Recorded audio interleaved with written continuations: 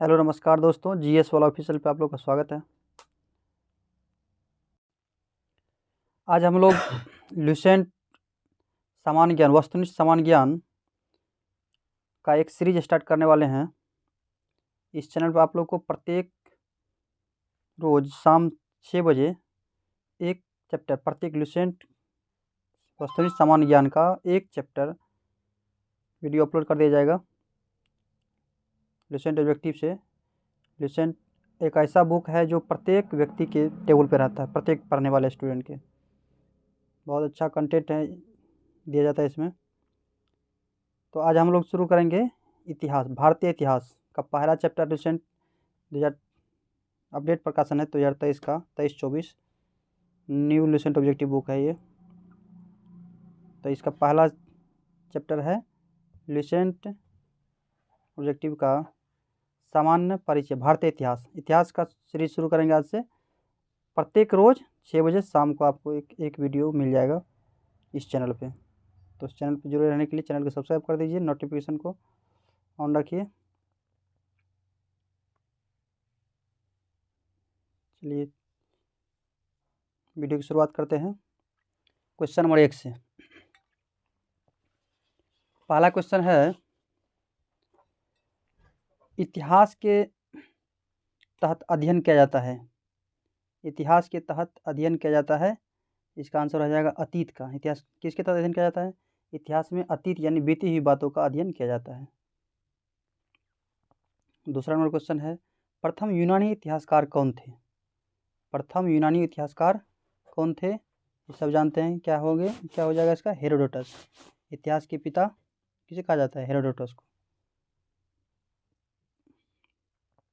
3 number question है, निम्नलिखित में से किसने स्पष्टतया कहा कि इतिहास के समस्त निष्कर्ष युक्ति संगत साक्ष्यों पर आधारित होते हैं?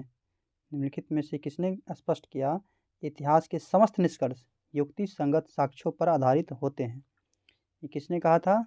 ये कहा था Thucydides. Option number B right answer होगा, थ्यूसिडाइसिस। 4 नंबर क्वेश्चन है, द हिस्ट्रीज के रचनाकार का नाम क्या है? द हिस्टोरीज के रचनाकार का नाम क्या है? इसका हो जाएगा हेरोडोटस। किसका पुस्तक है ये? हेरोडोटस की पुस्तक है द हिस्ट्रीज, याद रखिएगा। अगला 5 नंबर क्वेश्चन है, इतिहास के पिता की पदवी सही अर्थों में निम्नलिखित में से किससे संबंधित है? इतिहास के पिता किसे कहा जाता है? सब जानते हैं, हेरोडोटस। हेरोडोटस को कहा जाता है इतिहास का पिता। 6 नंबर क्वेश्चन है, इतिहास अपने को दोहराता है। इतिहास अपने को दोहराता है, यह कथन किसका है? यह कथन किसका है? ये कथन हो जाएगा किसका? ये कथन हो जाएगा आपको हीगेल का। Hegel, A number option right answer A number हो जाएगा। 7 नंबर क्वेश्चन है, हम इतिहास से यही सीखते हैं कि आदमी इतिहास से कभी कुछ नहीं सीखता। हम फिर से एक बार देख लेते हैं। हम इतिहास से यही सीखते हैं कि आदमी इतिहास से कभी कुछ नहीं सीखता। यह कथन किसका है? यह कथन किसका है? इसका राइट आंसर हो जाएगा हीगेल। क्या हो जाएगा? हीगेल।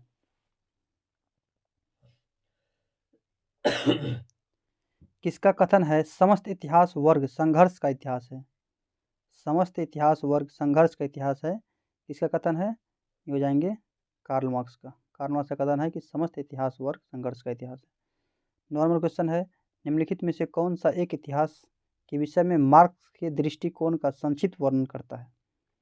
मार्क्स के दृष्टिकोण का संक्षिप्त वर्णन करता है, इसका हो जाएगा बी नंबर राइट आंसर। इतिहास शोषक और शोषित वर्गों के बीच संघर्ष का सिलसिला है। शोषक और शोषित वर्गों के बीच संघर्ष का सिलसिला है। 10 नंबर क्वेश्चन है, निम्नलिखित में से किसके द्वंद्वात्मक भौतिकवाद के सिद्धांत का प्रतिपादित किया? निम्नलिखित में से किसने द्वंद्वात्मक भौतिकवाद के सिद्धांत का प्रतिपादित किया? किसने किया? ये हो जाएंगे मार्क्स यानी Karl Marx. Karl Marx. 11 number question है, कार्ल मार्क्स ने वर्ग संघर्ष की प्रक्रिया को निम्नलिखित में से किस सिद्धांत की मदद से समझाया? कार्ल मार्क्स जो है वर्ग संघर्ष की प्रक्रिया को किस सिद्धांत से समझाया? इसका हो जाएगा द्वंद्वात्मक भौतिकवाद, द्वंद्वात्मक भौतिकवाद।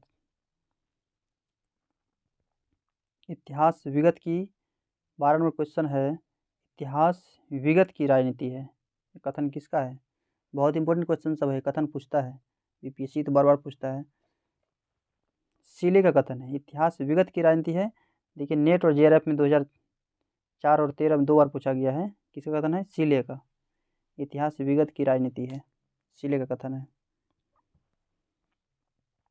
चलिए आगे देखते हैं 13 नंबर क्वेश्चन का। ये अपडेट बुक है 2023-24। 13 नंबर क्वेश्चन कूट में दिया गया है, लेखक और इतिहास की परिभाषा मिलान करना है इसमें।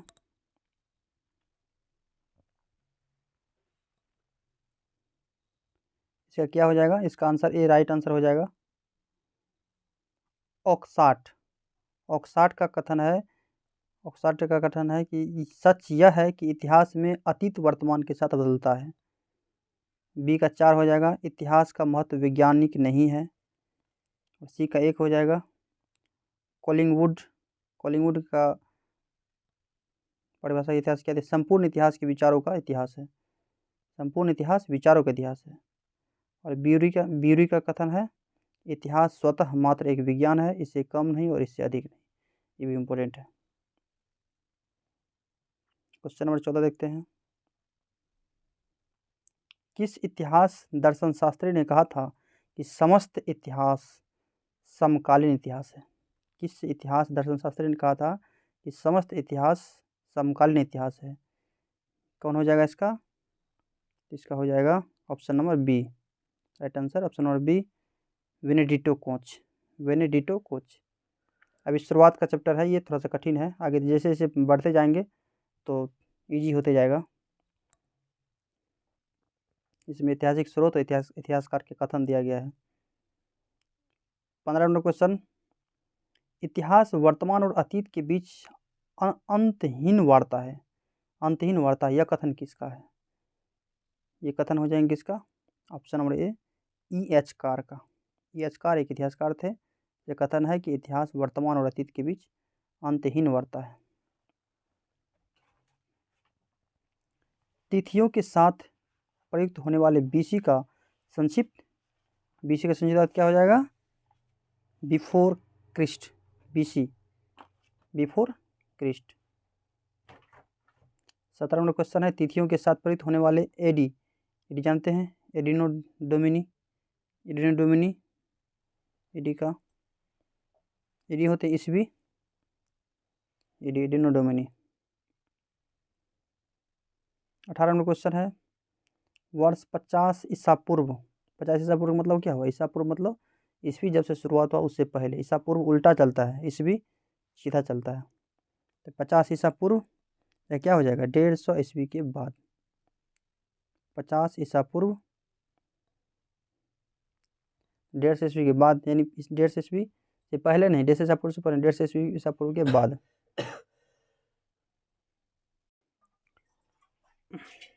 19 नंबर क्वेश्चन है, वर्ष 1015 किस शताब्दी में आता है? वर्ष 10, देखिए जैसे 1015 1100 तक 10वीं शताब्दी हुआ, 1015 जैसे आगे बढ़ गया तो हो जाएगा 11वीं शताब्दी। 1015 की शताब्दी में आ जाएगा 11वीं शताब्दी में। ईस्वी है तो शताब्दी हो जाएगा इसका, 11वीं शताब्दी। Answer option number D right answer. जैसे बोलेंगे 1901 कौन सी हो गया? ये 20वीं शताब्दी हो गया 1901। वर्तमान कौन चल रहा है? 21वीं शताब्दी, 21वीं शताब्दी चल रहा है वर्तमान में। 20 नंबर क्वेश्चन है, संवत है और इसका ईस्वी है, बहुत इंपॉर्टेंट है ये, यूपीएससी पूछा गया क्वेश्चन है ये। विक्रम संवत की शुरुआत कब हुआ? 58 ईसा पूर्व। शक संवत की शुरुआत 78 ईस्वी। गुप्त संवत 319-20 और कली संवत की शुरुआत हुआ 3102 ईसा पूर्व में। बहुत इंपॉर्टेंट है, इसको याद रखिएगा।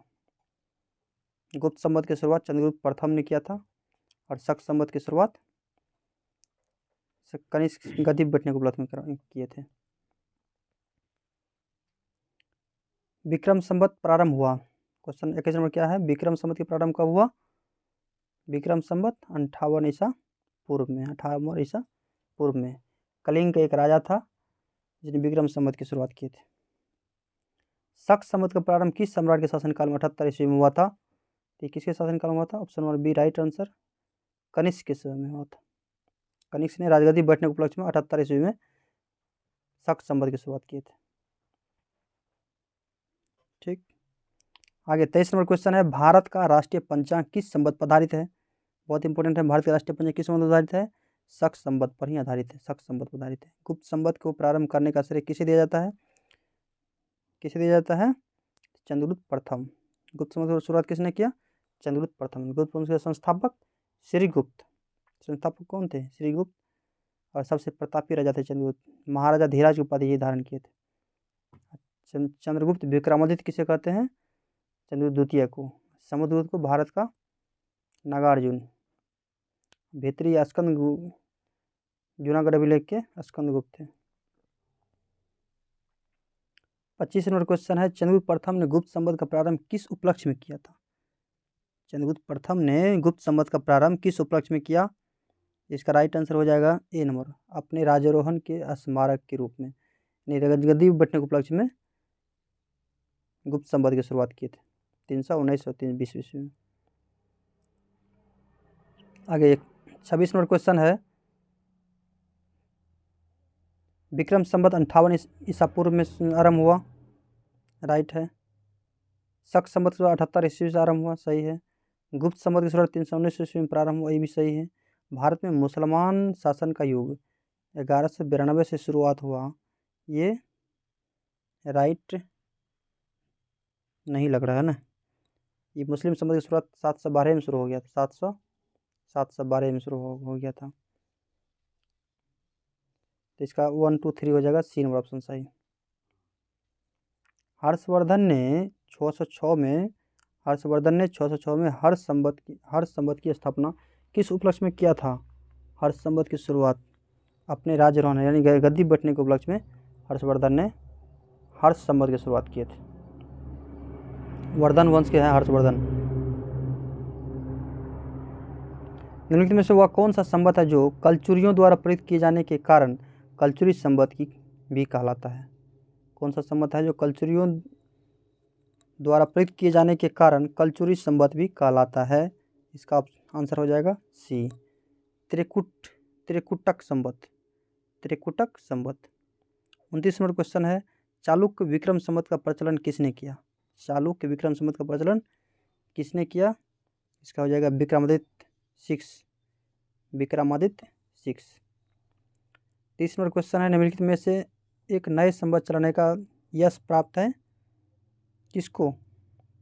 नए संवत चलाने का ये लक्ष्मण सेन, बंगाल के अंतिम हिंदू शासक लक्ष्मण सेन थे, सैन वंश के। आगे है 31 नंबर क्वेश्चन है, निम्नलिखित में से कौन सा वर्ष दिसंबर 2009 में शक संवत का वर्ष होगा? शक संवत के अनुसार शक संवत शुरुआत कब हुआ? 78 ईस्वी में, 78 ईस्वी। इसका आंसर क्या हो जाएगा? ए। कौन सा वर्ष दिसंबर 2009 में शक संवत का वर्ष होगा? तो 1931। 78 घटा दीजिए इसमें से, 78 घट जाएगा। 78 ईस्वी के बाद से जोड़ेंगे शक संवत, जहाँ से संवत शुरुआत होता है वहाँ से ईस्वी काउंट होता है। विक्रम संवत 32 नंबर क्वेश्चन है, विक्रम संवत 2070 ईस्वी को संवत में रूपांतरित करने पर मान होगा। देखिए, विक्रम संवत 2070 को ईस्वी संवत में रूपांतरित करने का मान होगा, तो इसका आंसर हो जाएगा 2013। विक्रम संवत की शुरुआत हुआ 58 ईसा पूर्व, 58 ईसा पूर्व, तो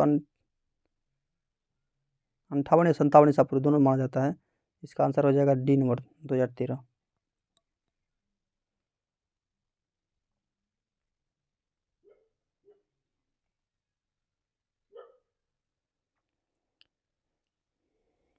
अगला क्वेश्चन है, विक्रम संवत और शक संवत के आरंभ के बीच कितने वर्षों का अंतर होता है? विक्रम संवत और शक संवत, तो विक्रम संवत शुरुआत कब हुआ? 58 ईसा पूर्व में। शक संवत 58 ईस्वी में। दोनों का अंतर, दोनों को जोड़ दीजिए तो लगभग कितना हो जाएगा? 135 वर्ष। 135 वर्ष। पुलकेशिन प्रथम का बादामी शिलालेख शक वर्ष 465 का दिनांक है। यदि इसे विक्रम संवत में दिनांकित करना हो तो वर्ष होगा, विक्रम संवत में दिनांकित करना हो तो विक्रम संवत की शुरुआत